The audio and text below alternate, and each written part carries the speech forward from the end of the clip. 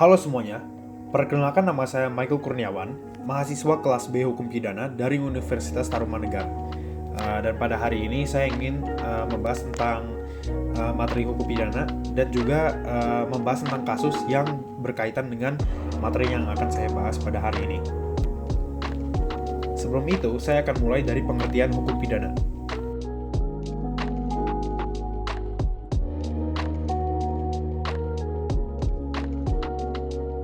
Jadi dalam artian sempit, hukum pidana adalah bagian dari ilmu hukum yang mempelajari aturan-aturan pidana yang sedang berlaku di dalam suatu negara. Tetapi dalam artian luas, hukum pidana tidak hanya membahas aturan yang dilanggar, tapi mempelajari juga mengapa aturan itu dilanggar, bagaimana cara mencegah pelanggaran, dan bagaimana menyusun hukum pidana yang lebih baik di masa depan.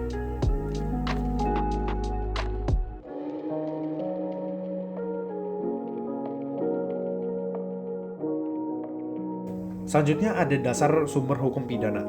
Jadi hukum pidana itu berasal dari dua sumber utama.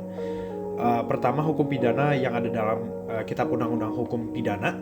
Kedua, hukum pidana khusus, yaitu aturan pidana yang berada di luar Kitab Undang-Undang Hukum Pidana.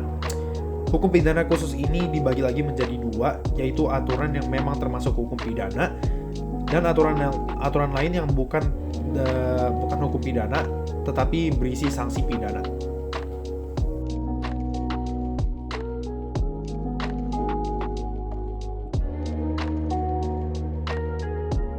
Selanjutnya adalah tujuan dari hukum pidana. Jadi tujuan dari hukum pidana itu macam-macam ya. Dan salah satunya itu adalah fungsi preventif ya, atau bisa dibilang sebagai mencegah dan menakut-nakuti pelaku kejahatan. Jadi hukum pidana bertujuan agar masyarakat takut melakukan perbuatan pidana karena adanya ancaman sanksi, sehingga tercipta ketertiban dan juga kedamaian. Selanjutnya ada fungsi represif atau menghukum pelaku kejahatan. Jadi ini memberikan sanksi kepada pelaku kejahatan sebagai bentuk pembalasan yang adil dan juga untuk memberikan efek jera agar tidak lagi mengulangi perbuatan tersebut. Lalu selanjutnya ada melindungi masyarakat dan kepentingan umum. Jadi hukum pidana melindungi masyarakat dari tindakan yang dapat merugikan individu maupun kelompok dengan menetapkan aturan dan sanksi yang jelas.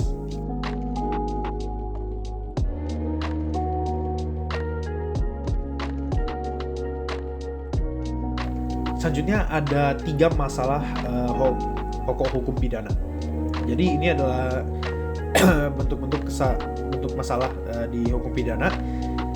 Yang pertama itu adalah perbuatan. Di perbuatan yang dimaksud di sini itu adalah perbuatan yang bisa dipidana, telah dirumuskan secara umum dalam undang-undang pidana. Artinya, sebelum terjadi di dunia nyata, perbuatan itu sudah ditentukan terlebih dahulu dalam hukum tertulis sebagai perbuatan dilarang dan diancam oleh pidana. Dalam Kitab Undang-Undang Hukum Pidana, contohnya, misalnya seperti tindakan pencurian, pasal 362 Kitab Undang-Undang Hukum Pidana, dirumuskan sebagai mengambil barang milik orang lain dengan maksud untuk dimiliki secara melawan hukum. Jadi, tindak pencurian itu sudah ada dibentuk di dalam Kitab Undang-Undang Hukum Pidana. Jadi, jika kita melanggar akan ada sanksi pidananya kepada kita. Rumusan tersebut adalah dalam bentuk in abstracto. Kalau seseorang benar-benar mencuri, maka perbuatannya adalah in concreto, konkret atau nyata, dan orang tersebut bisa dipidana. Lalu selanjutnya ada pertanggungjawaban atau kesalahan. Jadi kesalahan dalam hukum pidana bisa diartikan sebagai pertanggungjawaban pidana, yaitu kondisi di mana seseorang bisa dicela dan diminta bertanggung jawab atas perbuatannya. Menurut Bambang Purnomo, kesalahan punya dua sisi, yaitu psikologis, bagaimana hubungan batin pelaku dengan perbuatannya. Apakah pelaku tersebut melakukan tindakan tersebut secara sadar atau tidak sadar. Lalu selanjutnya adalah secara yuridis, yaitu secara hukum, yaitu apakah perbuatan itu bisa dipertanggungjawabkan secara hukum. Segi psikologis tentunya harus dilihat terlebih dahulu sebelum menentukan tanggung jawab hukum. Lalu yang selanjutnya yang terakhir adalah pidana.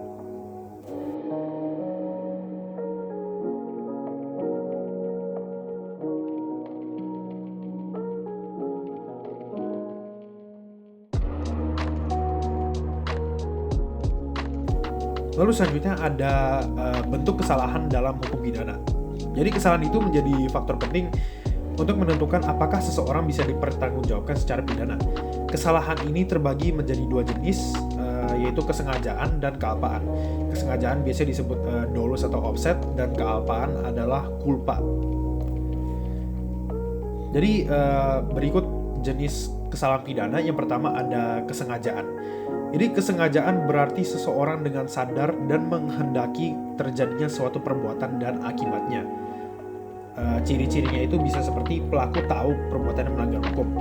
Pelaku juga menghendaki atau setidaknya menerima akibat dari perbuatannya. Lalu niat jahat itu sudah ada sejak awal. Jadi contohnya itu seperti kalau seseorang menusuk orang lain dengan pisau karena dia marah dan korban tersebut meninggal. Ini bentuk kesengajaan karena pelaku tahu dan menginginkan akibat itu terjadi. Lalu selanjutnya ada kealpaan. Kealpaan ini seperti kebalikannya dari kesengajaan, yaitu ini bentuk ketidaksengajaan atau kelalaian. Jadi kealpaan itu adalah kelalaian atau kurang hati-hati, di mana pelaku tidak menghendaki terjadinya perbuatan atau akibat, tetapi tetap dianggap bersalah karena tidak waspada atau lalai. Jadi ciri-cirinya itu adalah tidak ada niat jahat, tapi ada kelalaian. Lalu pelaku seharusnya bisa mencegah terjadinya akibat dan tidak akan melanggar kewajiban hati-hati. Jadi contohnya itu seperti jika seseorang mengendarai mobil terus dia sambil main HP, lalu dia menabrak pejalan kaki. Dia tidak bermaksud untuk menabrak orang tersebut, dia tidak bermaksud untuk menyakiti, tetapi karena lalai, dia tetap bisa dipidana karena dasar kealpaan.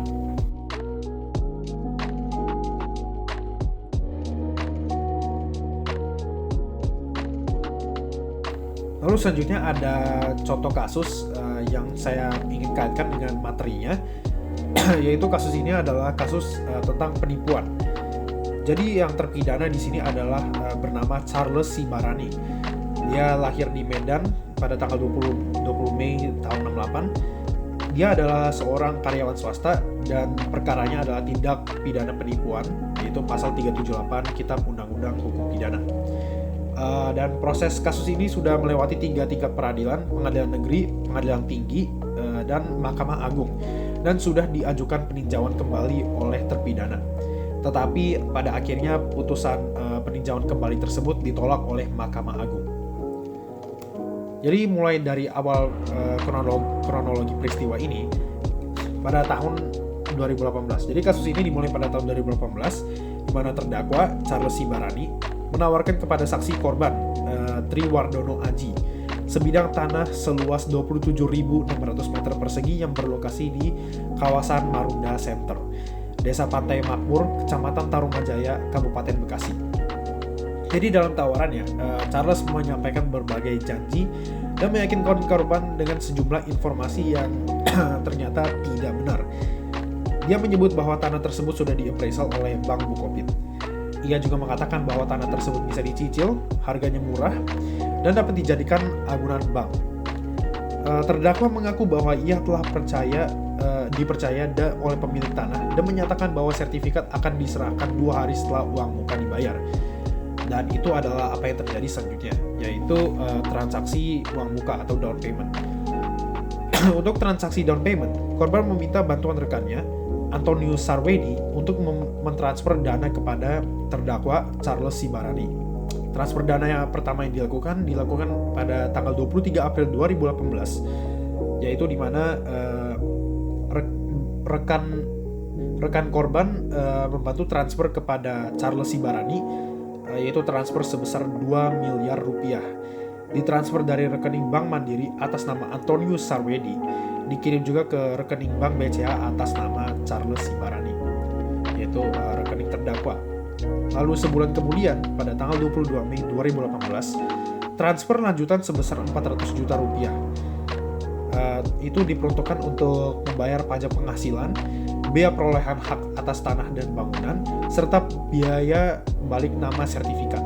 Jadi total dana yang telah diberikan oleh korban kepada terdakwa Charles Sibarani itu sebesar 2 miliar 400 juta rupiah. Lalu ini adalah proses hukum dan perjalanan putusan ini. Jadi dimulai dari Pengadilan Negeri Bekasi. Terdakwa dinyatakan bersalah melakukan tindak pidana penipuan, pasal 378 Kitab Undang-Undang Hukum Pidana. Pidana dijatuhkan hukuman sebesar 2 tahun dan 6 bulan penjara. Barang bukti termasuk slip transfer, sertifikat, dan dokumen jual beli, semua itu disita sebagai bukti sah. Lalu selanjutnya ada di Pengadilan Tinggi Bandung. Banding dari terdakwa dan jaksa itu diterima, dan putusan Pengadilan Negeri Bekasi dikuatkan sepenuhnya. Lalu tahap hukum yang terakhir ada di Mahkamah Agung RI. Kasasi yang diajukan oleh terdakwa dan jaksa penuntut umum ditolak, dan putusan Pengadilan Tinggi menjadi berkekuatan hukum tetap. Jadi pada akhirnya terdakwa Charles Sibarani mengajukan peninjauan kembali kepada Mahkamah Agung. Dalam permohonannya, ia mengajukan 43 bukti surat diberi kode PK1 sampai dengan PK3 yang diklaim sebagai novum atau bukti baru. Namun Mahkamah Agung menilai bahwa tidak terdapat kekhilafan hakim atau kekeliruan nyata dalam putusan sebelumnya, lalu bukti-bukti baru tersebut tidak memenuhi kriteria novum sebagaimana diatur dalam pasal 263 ayat 2. Lalu fakta hukum telah diuji dan dipertimbangkan secara tepat oleh semua tingkat peradilan sebelumnya. Lalu dalam putusan nomor 39 PK PIT 2022 tanggal 2 Juni 2022, Mahkamah Agung menyatakan permohonan peninjauan kembali dari Charles Sibarani ditolak, putusan pidana penjara 2 tahun 6 bulan tetap berlaku, Charles tetap dinyatakan bersalah melakukan penipuan transaksi jual beli tanah fiktif, lalu dikenakan biaya perkara pada tingkat PK sebesar Rp2.500.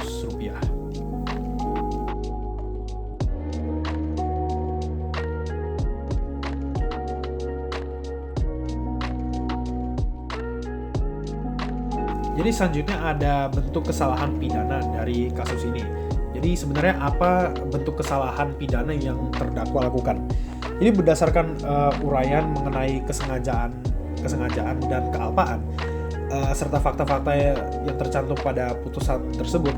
Bentuk kesalahan pidana yang dilakukan oleh terdakwa Charles Sibarani adalah kesengajaan, lebih tepatnya dalam bentuk offset sebagai tujuan, yaitu dolus directus. Jadi alasannya mengapa bentuk kesalahan pidana ini disebutnya dolus directus. Pertama adalah Charles terdakwa sadar melakukan rangkaian kebohongan untuk meyakinkan korban, seperti mengaku bahwa tanah sudah diappraisal oleh bank, menyatakan bisa menyerahkan sertifikat dalam 2 hari, lalu menawarkan bahwa tanah bisa dicicil dan diagunkan ke bank. Lalu ia menghendaki agar korban menyerahkan uang. Dia meminta uang muka atau down payment sebesar 2 miliar. Ia kemudian meminta lagi 400 juta untuk biaya pajak dan balik nama. Semua itu dilakukan dengan tujuan untuk memperoleh keuntungan pribadi, bukan untuk melaksanakan transaksi yang sah. Charles terdakwa tahu bahwa ia tidak memiliki atau tidak bisa menyerahkan tanah dan sertifikat seperti yang dia janjikan.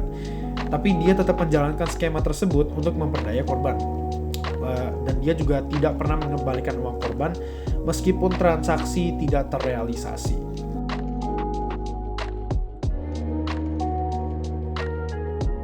Ya, jadi kesimpulannya adalah kasus pidana yang menjerat terdakwa Charles Sibarani merupakan contoh yang nyata dari tindak pidana penipuan dengan unsur kesengajaan penuh, yaitu dolus directus. Jadi sejak dari awal terdakwa dengan sadar dan sengaja merancang sebuah skema penipuan dengan cara menawarkan sebidang tanah kepada korban, disertai dengan berbagai keterangan palsu yang ia ketahui tidak benar. Ia juga menyebut bahwa tanah tersebut sudah diappraisal oleh bank, dapat dicicil, layak diagunkan, dan sertifikatnya akan diserahkan hanya 2 hari setelah pembayaran uang muka. Pernyataan-pernyataan tersebut digunakan untuk mengelabui dan membujuk korban agar mau mentransfer uang dalam jumlah besar, yaitu 2 miliar sebagai uang muka dan 400 juta untuk biaya pajak serta balik nama, sehingga total kerugian yang dialami korban itu mencapai total 2,4 miliar rupiah. Tindakan terdakwa tidak dilandasi kelalaian atau kealpaan, melainkan dirancang secara sadar dengan tujuan untuk memperoleh keuntungan pribadi. dia tahu bahwa dia tidak memiliki kuasa atas tanah tersebut dan tidak bermaksud untuk menyerahkannya. Namun tetap saja dia mendorong korban untuk melakukan pembayaran. Hal ini memperlihatkan bahwa perbuatannya memenuhi semua unsur kesengajaan yang disengaja, yaitu dolus, khususnya dolus directus, karena akibat memang menjadi bagian dari maksud utama terdakwa. Proses hukum terhadap terdakwa pun telah melewati seluruh tahapan peradilan, mulai dari pengadilan negeri, pengadilan tinggi, dan sampai akhirnya pada Mahkamah Agung, hingga peninjauan kembali. Seluruh tingkat peradilan secara konsisten menyatakan terdakwa bersalah melakukan penipuan sebagaimana diatur dalam pasal 378 Kitab Undang-Undang Hukum Pidana dan menjatuhkan hukuman penjara selama 2 tahun dan 6 bulan. Upaya peninjauan kembali yang diajukan oleh terdakwa dengan dalih adanya bukti baru juga ditolak oleh Mahkamah Agung karena tidak memenuhi syarat novum dan tidak ditemukan kekhilafan pada hakim dalam putusan sebelumnya. Jadi dengan demikian kasus ini menjadi ilustrasi nyata tentang bagaimana hukum pidana di Indonesia menanggapi tindakan yang dilakukan dengan niat jahat, tipu musilat dan juga perencanaan. Dan juga menegaskan bahwa kesengajaan yang terbukti secara hukum akan mendapatkan pertanggungjawaban pidana yang tegas.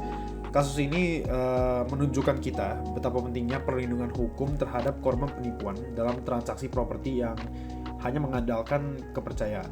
Dan itu saja dari saya. Mohon maaf bila ada kesalahan atau kesalahan tutur kata dalam video ini. Saya Michael Kurniawan dan saya izin pamit dan terima kasih.